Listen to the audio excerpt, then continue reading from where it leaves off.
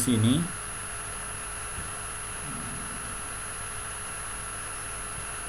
ya, di slide ini teman-teman bisa lihat eh, apa file PowerPoint atau materi PowerPoint yang ada di situ, ada berupa gambar.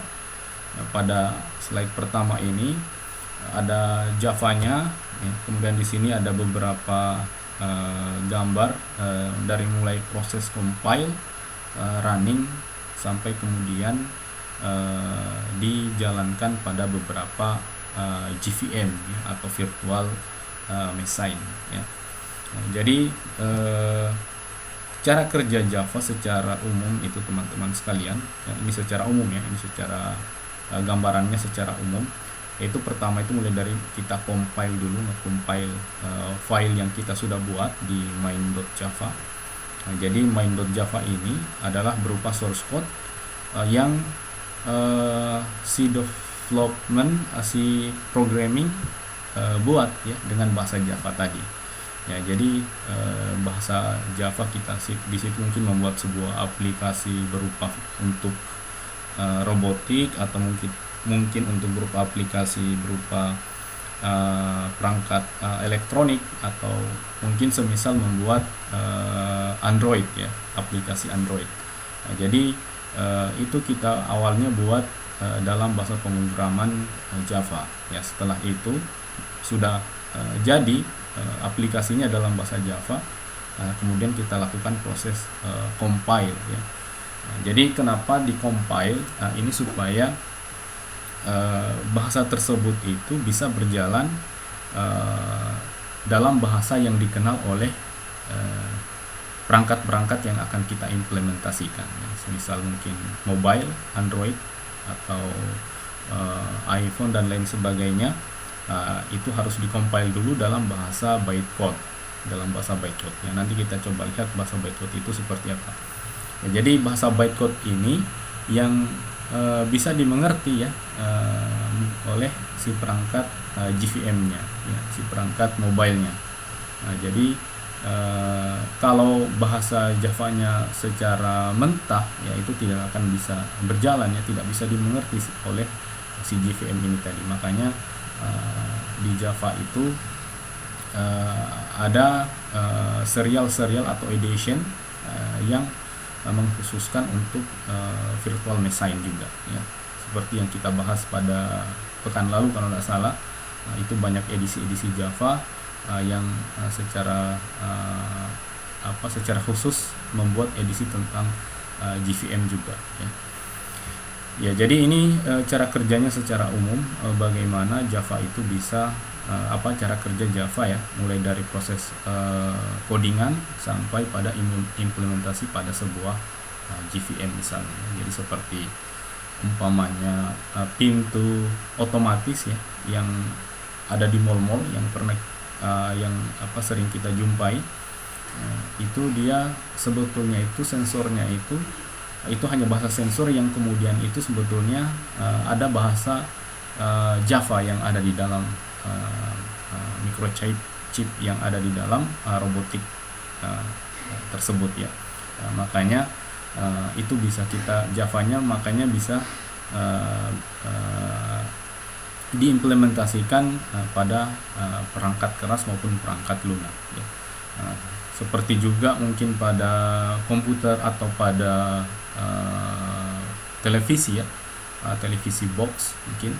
Itu dulu memang bahasa Javanya, dan di situ awal bagaimana Java itu awal kemunculannya dari bahasa Java, dari project membuat box televisi, ya, untuk perangkat elektroniknya, ya, chip-chip yang ada di dalam. Nah, itu digunakan bahasa Java. Ya, jadi seperti apalagi di sini seperti yang di sini gambar microchip seperti prosesor. Nah, di situ di dalamnya juga ada bahasa Java, ya. Nah, jadi prosesnya itu dikompil, kemudian dikompil dalam bahasa bytecode, lalu kemudian bisa dijalankan di dalam GVM-nya. Ya, kemudian untuk source code-nya ini gambarannya seperti ini. Kalau source code Java-nya secara umum umpamanya kita punya sebuah sintaks yang sangat sederhana seperti ini. Jadi ada public main, ada public static void main, ada method di sini, lalu kita ingin mencetak atau memprint out ya aplikasi semisal tulisan yang outputnya hello world ya. Jadi ini kita tulis dulu seperti ini dalam bahasa Java. Lalu kemudian ada habis itu kita compiler atau kita compile dalam bytecode-nya.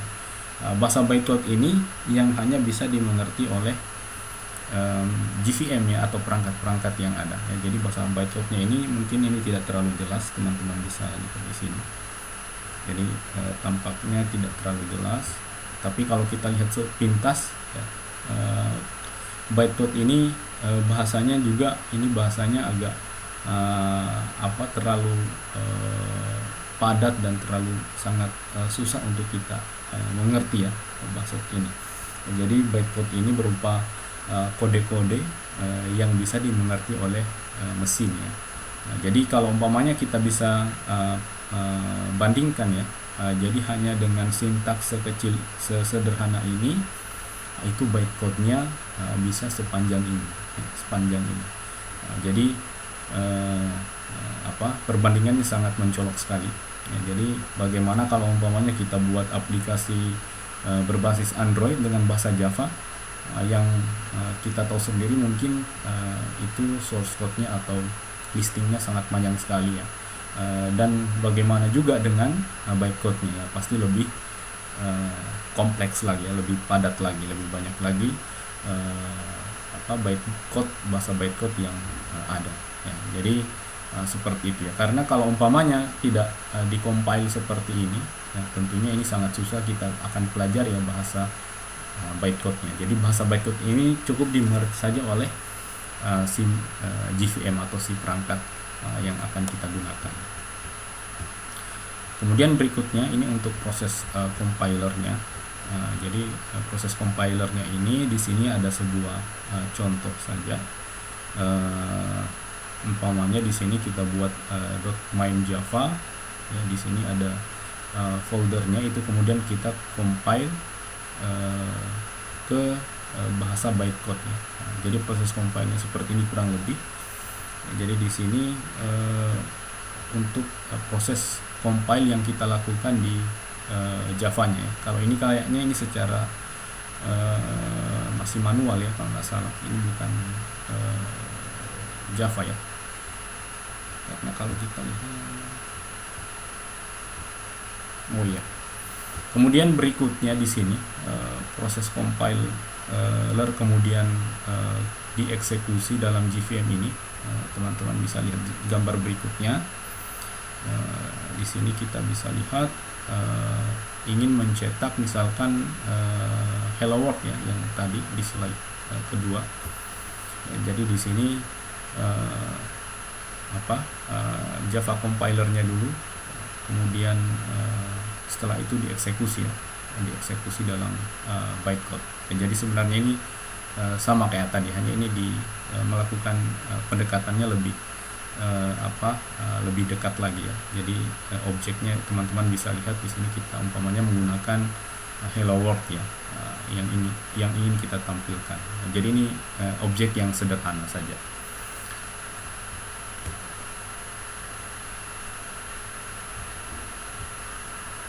Ya, lalu misalkan di sini file public main ini seperti kayak tadi, proses compiler kemudian dieksekusi ya. Jadi ini sudah berbentuk, sudah bisa dikenal oleh JVM-nya ya. Jadi sudah bisa dikenal oleh JVM-nya.